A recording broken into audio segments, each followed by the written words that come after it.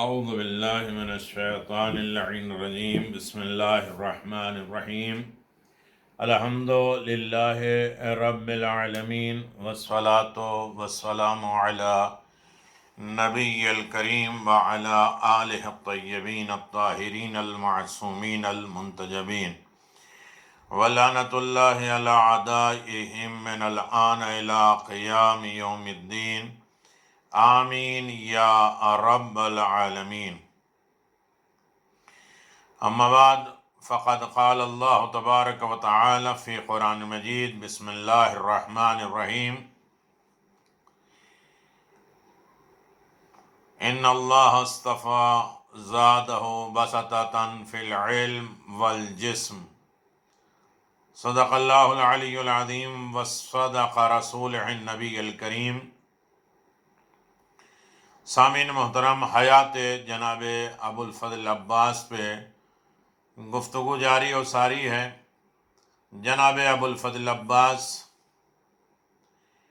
کے منزل، مقام، رفعت اور بلندی. بات جنگ صفین کے ضمن میں بات چل رہی تھی. جنگ صفین میں امیر المؤمنین کا مقابلہ شام کے حاکم سے ہوا تھا، اور اس میں جناب ابو الفضل عباس کا کارنامہ. جنگ صفین میں حضرت علی بن ابی طالب کے دو شیر تھے، ایک ابو الفضل اور دوسرا ابو الحارث. یہ واضح ہے کہ عباس کے معنی شیر،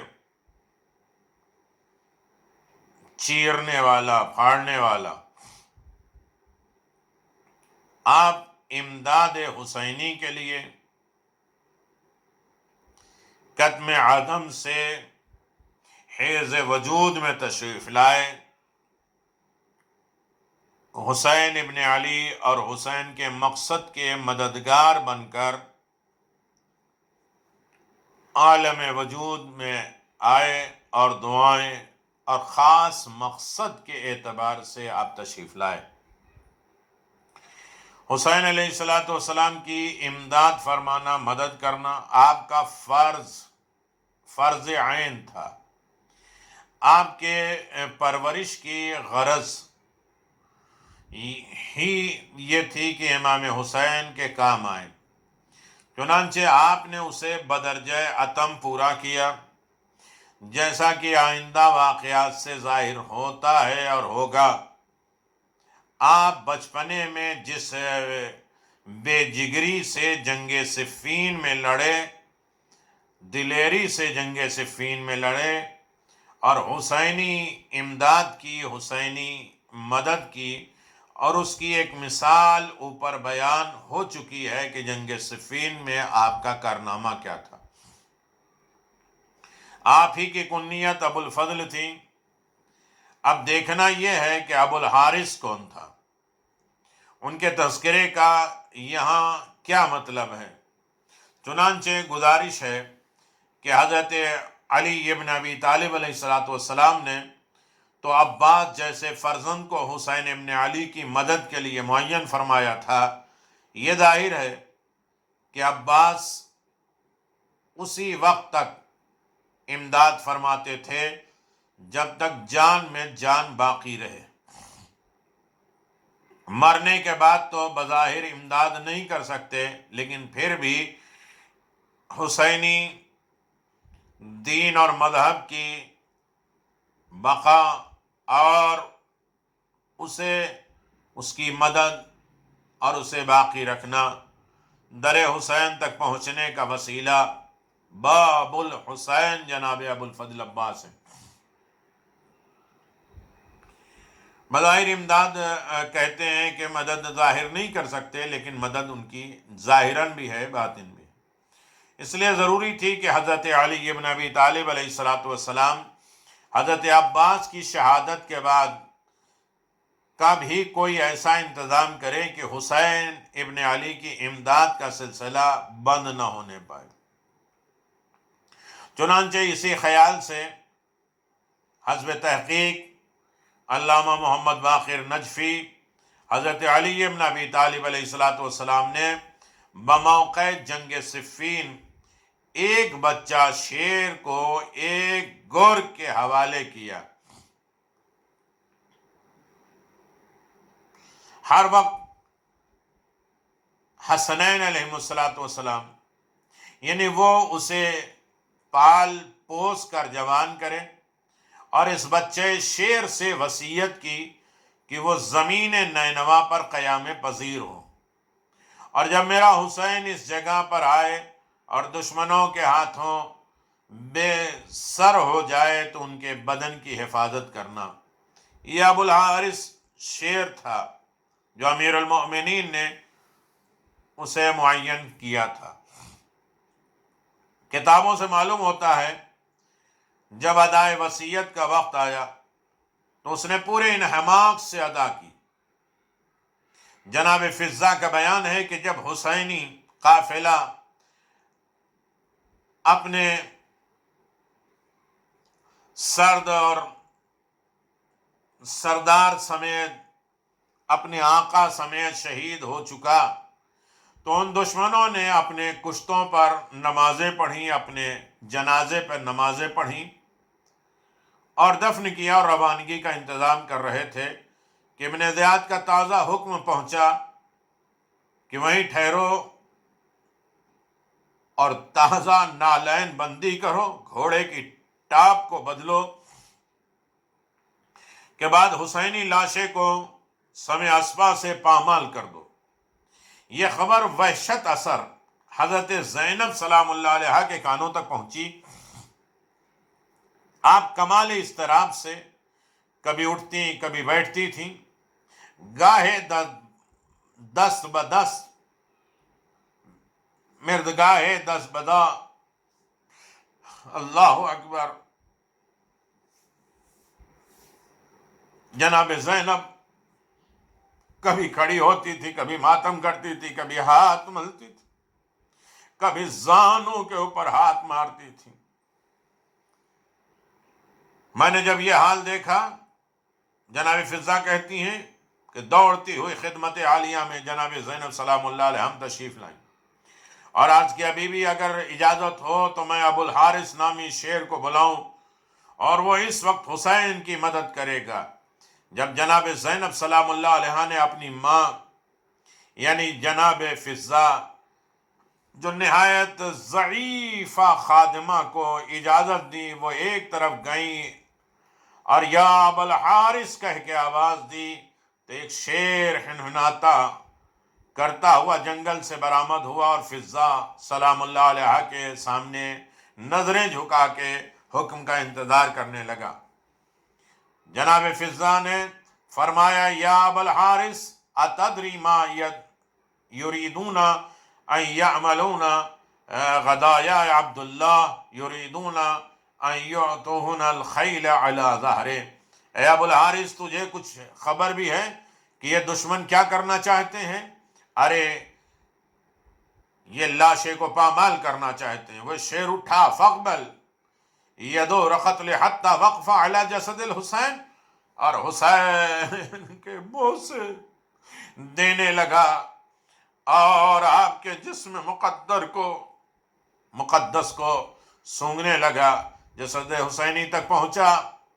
فوضع ید علی جسد وجال ینقض قدم بعمہ، اور بہت سنبھال کر جسم حسینی پر ہاتھ رکھا اور خون میں اپنے رخسار ملنے لگا اور روتا جاتا تھا. بہار الانوار جلد نمبر 72 میں ہے.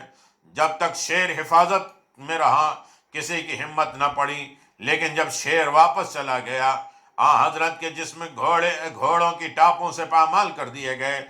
صادق آل محمد فرماتے ہیں کہ لقد اعطى الخیل بعد ذلك، پھر حسین کا جسم پامال کر دیا گیا. اسی لیے حضرت صاحب العصر علیہ السلام زیارت ناہیہ میں فرماتے ہیں تتعوک الحیل بحوافرها، اے حسین تم پر گھوڑوں نے اپنی ٹاپوں سے آپ کے لاشے کو پامال کر دیا. دمت الساکبہ 350 نمبر صفحے میں. علامہ برغانی لکھتے ہیں وأقول قد تقدم أنه لعن الله قد أعطاه الخيل وما منافاه بينها بأواذن يكون في يوم عجب العسد. میں کہتا ہوں کہ روایتوں میں یہ موجود ہے کہ گھوڑوں نے آپ کے جسم کو پامال کر دیا اور کچل دیا، اور شیر والی روایت سے معلوم ہوتا ہے کہ جسم مبارک پامال سے بچ گیا۔ دراصل ان دونوں روایتوں میں منافات اور اختلاف نہیں ہے، یعنی جس دن شیر حفاظت کے لیے آیا تھا اس دن گھوڑے پامال نہیں کر پائے، اور جب وہ چلا گیا تو پامال کر دیا۔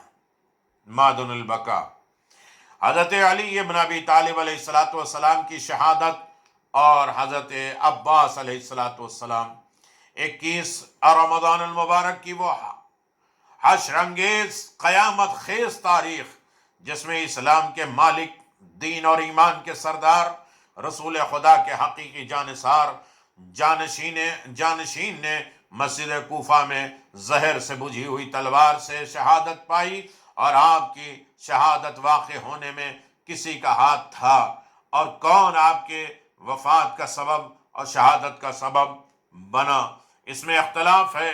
علامہ حسین وائز کاشفی کہتے ہیں ابن ملجم مرادی کا ایک دن کوفے کی گلیوں سے گزر ہوا، اس نے ایک مکان میں کثیر نامہ رخان عالم کو آتے ہوئے جاتے ہوئے دیکھا اور عمدہ باجوں کی آوازیں سنی۔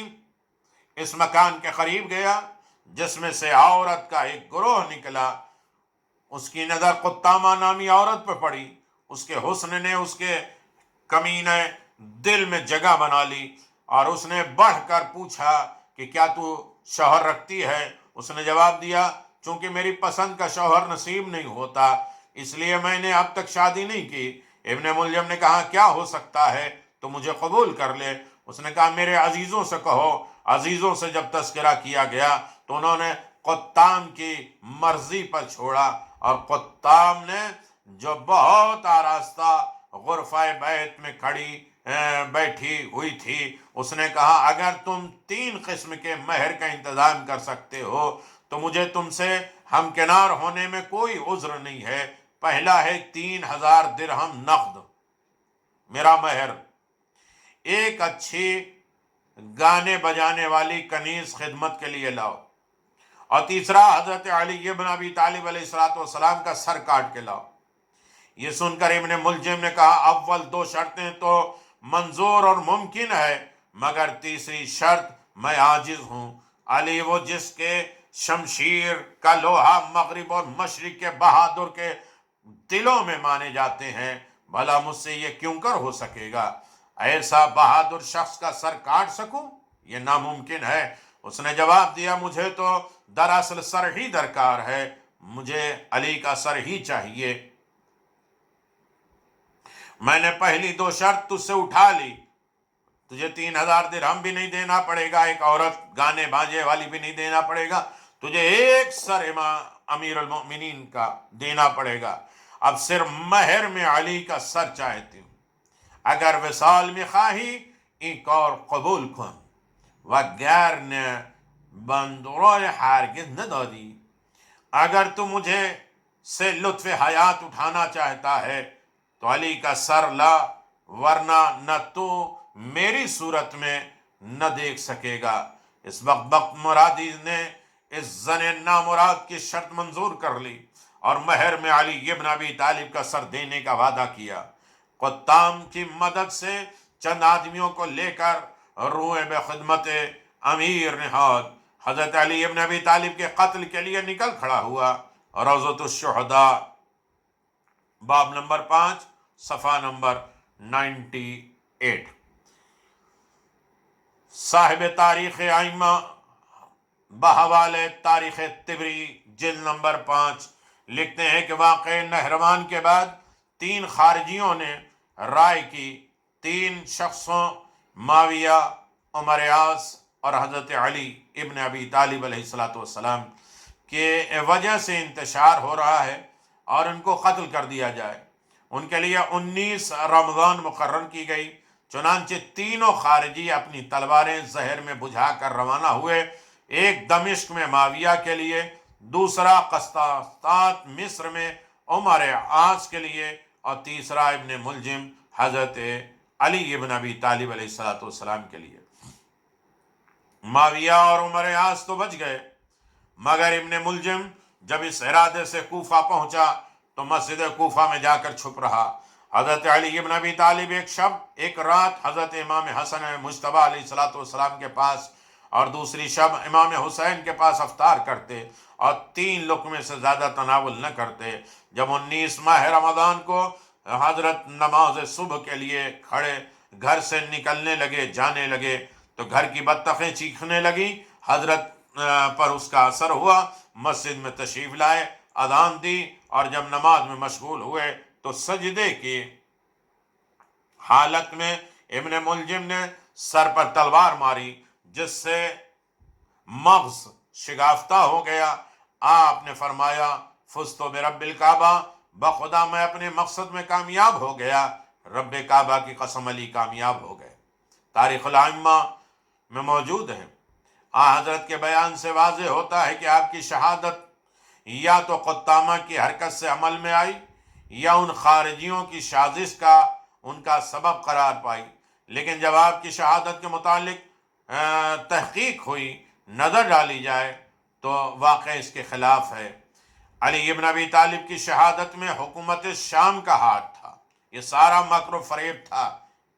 معاویہ اور عمر عاص جنگ جمل، صفین اور حشر انگیز قیامت خیز جنگ دیکھ ہی نہیں بلکہ بھگت چکے تھے، بخوبی جانتے تھے کہ علی کی زندگی میں چین نصیب نہیں ہو سکتا، لہذا کسی نہ کسی صورت سے انہیں راہ جنت کر دیا جائے تاکہ اطمینان کی سانس لینا ممکن ہو۔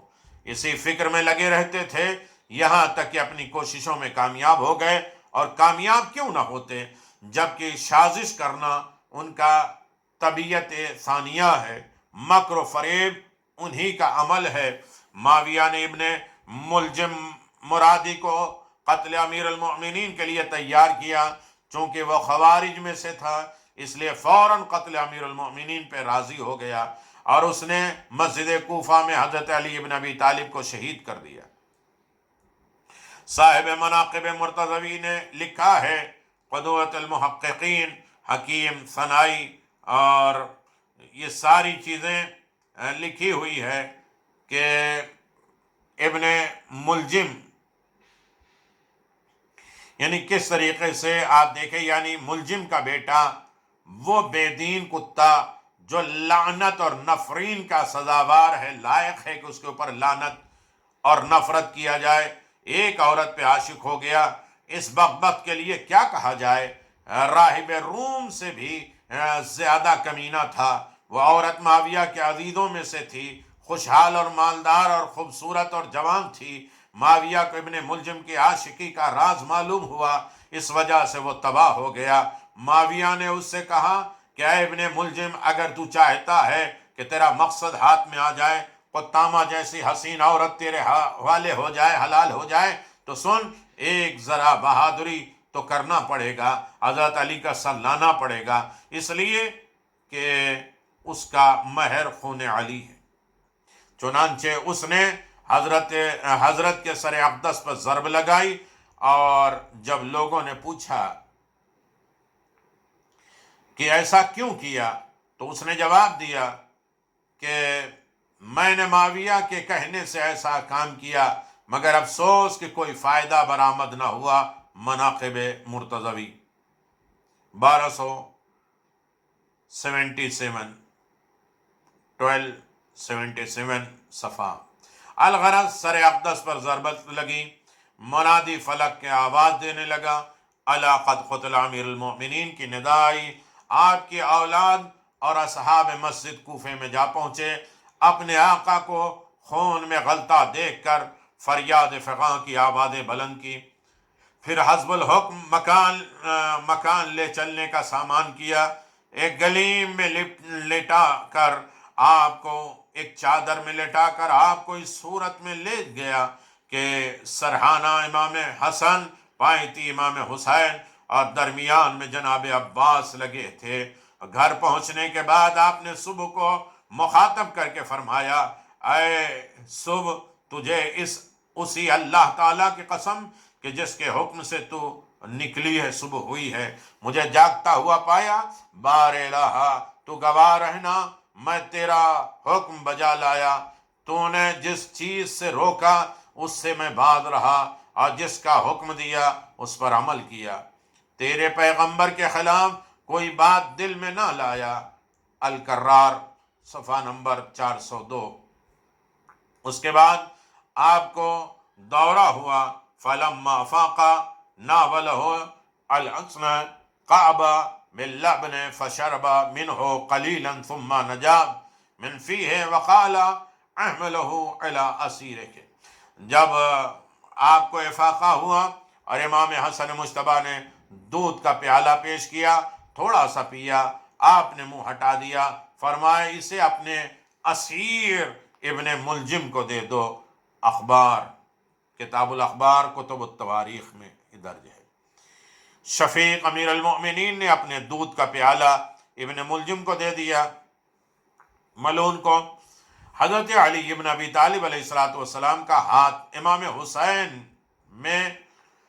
حسین کے ہاتھ میں، حضرت علی کا ہاتھ امام حسین میں، علمدار کربلا کا ہاتھ دینا، امام حسین کے ہاتھ میں جناب عباس کا ہاتھ دینا۔ اب حضرت علی ابن ابی طالب علیہ السلام کی عمر کے آخری لمحات گزر رہے ہیں۔ آپ نے اپنے بیٹوں کا انتظام شروع کر دیا اور ہر ایک کو مناسب احکام سے باخبر کر دیا۔ سب سے پہلے اپنے بیٹوں کو وصیت فرمائی کہ تم لوگ فرزند رسول الثقلین حسن و حسین کی نصرت اور اطاعت سے منہ نہ موڑنا۔ پھر امام حسین علیہ السلام کے ہاتھوں میں تمام اولاد کا ہاتھ دیا اور امام حسین کے ہاتھ میں جناب عباس کا ہاتھ دے دیا۔ حضرت علی ابن ابی طالب کا اپنی اولاد کو وصیت فرمانا۔ علامہ مجلسی لکھتے ہیں کہ حضرت علی ابن ابی طالب نے حضرت عباس اور دیگر اولاد کو جو فاطمہ زہرا سلام اللہ علیہا کے بطن مطہر سے نہ تھی، طلب کیا۔ ارشاد فرمایا، تم لوگوں کو ہم وصیت کرتے ہیں، میں تمہیں اس بات کی وصیت کرتا ہوں کہ تم لوگ فرزندان رسول الثقلین صلی اللہ علیہ وسلم حسن و حسین کو ہمیشہ مدد کرنا اور کبھی ان کی مخالفت میں دھیان نہیں لانا اور ان کی مخالفت نہ کرنا۔ میں تم سے رخصت ہوتا ہوں، اللہ تعالیٰ تمہیں صبر عطا فرمائے۔ اور کتاب کشف الانوار، جلد نمبر 9۔ علامہ کلینی 6 سندوں سے ایک روایت میں بیان کرتے ہیں کہ حضرت علی ابن ابی طالب نے اپنے 12 بیٹوں کو جمع کر کے فرمایا، ان ہذین ابن رسول اللہ فاسمعوا لہما واطیعوا واعذروہما۔ دیکھو، یہ میرے دونوں نور نظر حضرت محمد مصطفیٰ صلی اللہ علیہ وآلہ وسلم کے فرزند ہیں، ان کے فرمان کو بغور بغوش کان رکھ کے سننا، دل کی آواز سننا، ان کی پوری اطاعت کرنا، ہر قسم کی امداد میں سینہ سپر رہنا۔ اصول کافی اور 141۔ حضرت علی ابن ابی طالب علیہ السلام نے امام حسن مجتبیٰ علیہ السلام کے ہاتھوں میں سب بیٹوں کے ہاتھ دے دیے۔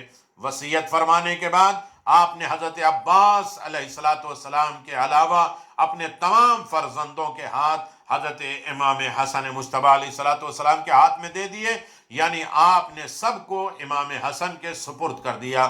کتب التواریخ اور مقاتل۔ ام البنین، جناب ام البنین سلام اللہ علیہا کا اضطراب، بے چینی۔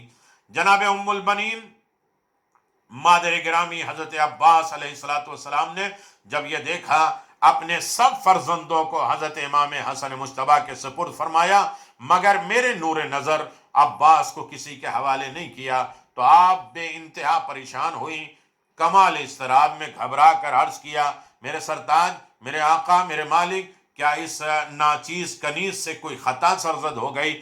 کیا حسنین کے خادم عباس سے کوئی قصور ہو گیا، غلطی ہو گئی؟ جناب امیر المؤمنین علی ابن ابی طالب علیہ السلام نے دریافت فرمایا، کیوں ام المؤمنین کیا بات ہے؟ عرض کی مولا آپ نے سب بیٹوں کو امام حسن کے سپرد کیا اور خادمہ کنیز زادے عباس کو کسی کے حوالے نہیں کیا، میرا دل ٹکڑے ٹکڑے ہوئے جا رہا ہے۔ حضرت عباس علیہ السلام نے گریہ کیا۔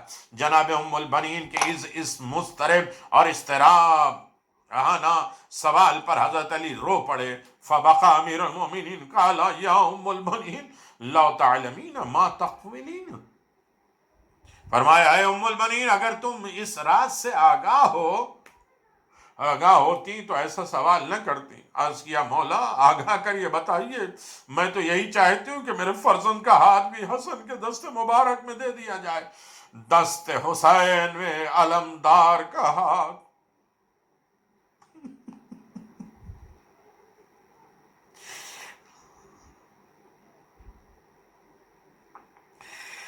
عباس باب حسین قریب کے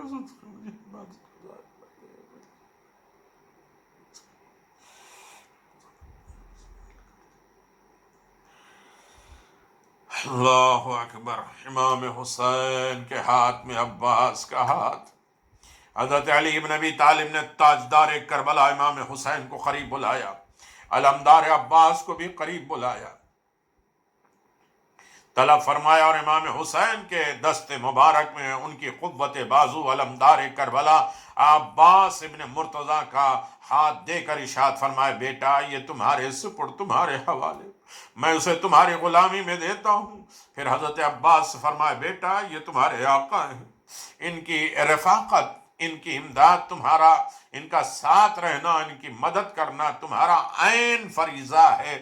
جب یہ کربلا کے میدان میں دشمنوں کے نرغے میں گر جائے تو ان کی مدد کرنا۔ ریاض القدس، خلاصۃ المصائب، فضائل الشہداء، ان ساری کتابوں میں موجود ہے۔ علامہ کنتوری لکھتے ہیں وفوض امر العباس الى الحسین لم یفوض الى غیرہ، حضرت علی ابن ابی طالب نے حضرت عباس کو امام حسین علیہ السلام کے سپرد کیا، کسی کے حوالے نہیں کیا۔ جناب ام البنین اس خصوصی اعزاز کا ملاحظہ کر کے مطمئن ہو گئی۔ شہادت حضرت علی پر جناب عباس کا سر ٹکرانا، اللہ اکبر۔ حضرت امیر المؤمنین وصیت سے فارغ ہو چکے، تمام ضروری کام سے فرصت کے بعد خالق کائنات کی طرف روانگی کے حالات ظاہر ہونے لگے۔ 23 سال کی عمر میں شب جمعہ 21 رمضان کو آدھی رات گزرنے کے بعد تمام اعزاء، اقربا، رشتہ دار، قرابتدار، احباب، خادم، اولاد کو ہاتھ ملتا چھوڑ کر راہ جنت میں چلے گئے۔ انا للہ و انا الیہ راجعون۔ آپ کا انتقال فرمانا تھا کہ اہل بیت کو حرام نے فلک شگاف نالے شروع ہو گئے، کوفے کی ہر گلی اور کوچے سے صدائے گریہ بلند ہونے لگی، تمام بیویاں بے حال تھیں، غرض کی کائنات کا ذرہ ذرہ مہنالا تھا، ہر ایک اپنے احساس کے موافق رونے میں مشغول تھا۔ ملا محمد حسین وائز لکھتے ہیں کہ اس وقت حضرت عباس فرط غم کی وجہ سے اپنے سر کو بار بار دیوار سے ٹکرا رہے تھے۔ کتاب اخبار ماتم، صفحہ 152۔ صعصع ابن فوحان کا ادائے تعزیت کرنے کے لیے آنا، آپ کی شہادت واقع ہو چکی، آپ کی اولاد اور شیعوں نے غسل و کفن کے بعد آپ کے خریدی ہوئی زمین نجف اشرف میں آپ کو دفن کر کے حسب وصیت قبر کو چھپا دیا۔ نواسط تاریخ۔ اس کے بعد گھر واپس آئے، لوگوں نے تعزیتیں ادائیں کی، چنانچہ جناب صعصع ابن فوحان جو حضرت علی ابن ابی طالب کے اصحاب میں سے تھے، دولت سرائے امام علی ابن ابی طالب پہ حاضر ہوئے۔ فراؤں بگست آگاہ امام حسن، امام حسین و محمد و جعفر و عباس و یحییٰ و عون و عبید اللہ دیگر فرزندان امیر المؤمنین علی ابن ابی طالب علیہ السلام را تعزیت بے گفت۔ بے انتہا گریہ کے بعد حسنین اور عباس وغیرہ کو تعزیت ادا کی، بصد رنج و علم واپس گئے ناسخ التواریخ۔ اللہ اکبر، حضرت علی ابن ابی طالب شہید ہوئے اور ان کے ہمدرد تعزیت ادا کر رہے ہیں، مگر معاویہ خوشیاں منا رہا ہے۔ خبر شہادت پاتے ہی سجدہ شکر ادا کیا۔ کتاب مرقات خان جلد نمبر 1 صفحہ 161۔ حضرت علی ابن ابی طالب علیہ السلام کی شہادت پہ اس نے جشن منایا، خوشیاں منائے۔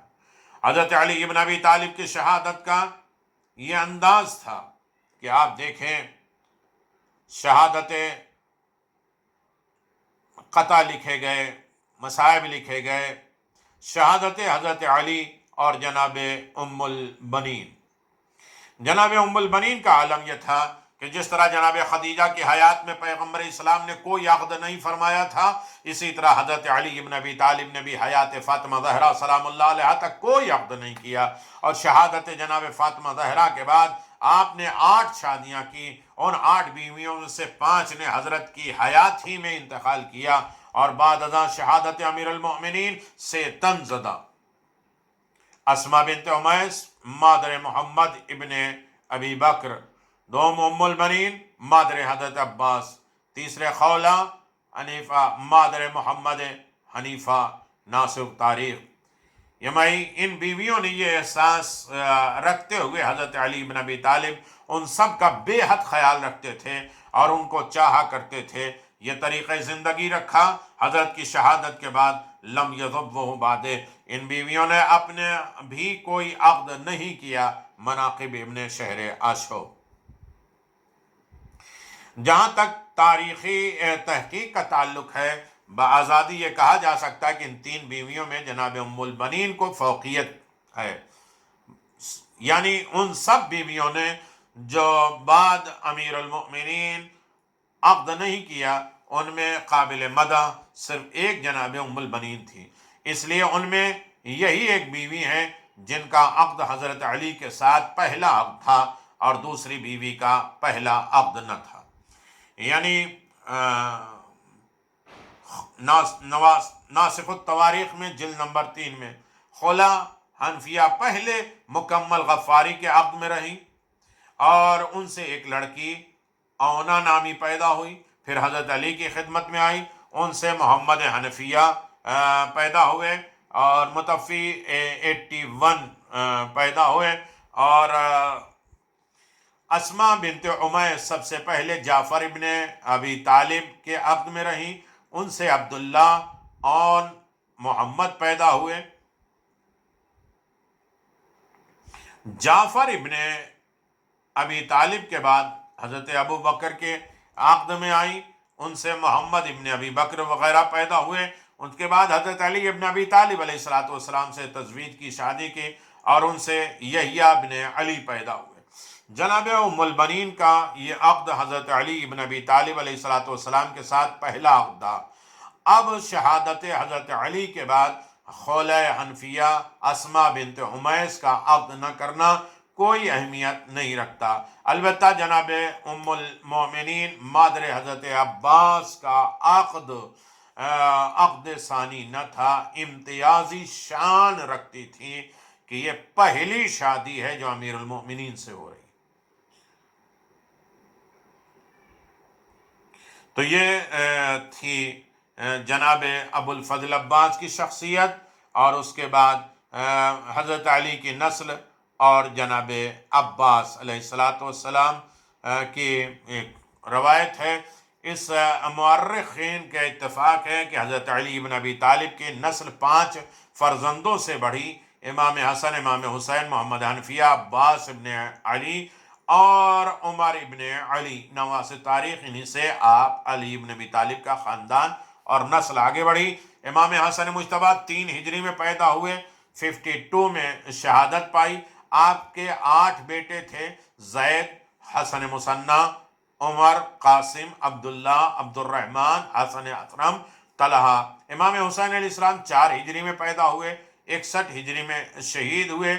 آپ کے 4 بیٹے تھے، امام زین العابدین، حضرت علی اکبر اور جعفر اور علی اصغر۔ محمد حنفیہ 21 میں پیدا ہوئے، 81 میں انتقال ہوا۔ آپ کے 14 بیٹے تھے، علی اور جعفر سے نسل چلی۔ حضرت عباس 26 ہجری میں پیدا ہوئے، 61 میں شہادت پائی۔ آپ کے 3 بیٹے تھے، فضل، قاسم، عبیداللہ، اور فضل اور قاسم کربلا میں شہید ہوئے۔ عبیداللہ سے نسل آپ کی بڑھی۔ عبیداللہ کے 5 بیٹے تھے، عبداللہ، عباس، حمزہ، ابراہیم، فضل، یہ جناب عباس کے پوتے۔ عمر ان کے ہاں ماں ام حبیبہ تھیں اور بہن رقیہ تھیں، یہ 85 سال تک زندہ رہے، اور ان کے ایک فرزند محمد نامی تھے جن سے ممدوح نسل چلی۔ حضرت علی ابن ابی طالب کی اولاد کا شمار سادات میں ہے، لیکن انہیں بنی فاطمہ کا درجہ نصیب نہیں ہے۔ حضرت علی ابن ابی طالب کی اولاد کی طرف اعوان کا نسب غلط ہے اور بے بنیاد ہے۔ اعوان نہیں ہے حضرت علی ابن ابی طالب، بلکہ وہ سادات ہیں، اور آپ کا نسب علی ابن ابی طالب کے اعوان میں نہیں ہوتا۔ لہذا بہت سی چیزیں ہیں جس پر ہمیں غور کرنا ہے۔ اب اس کے بعد انشاءاللہ حضرت عباس علیہ السلام کی شادی اور خانہ آبادی کے سلسلے میں انشاءاللہ گفتگو رہے گی اور بات آگے جاری و ساری رہے گی۔ والسلام علیکم ورحمۃ اللہ وبرکاتہ۔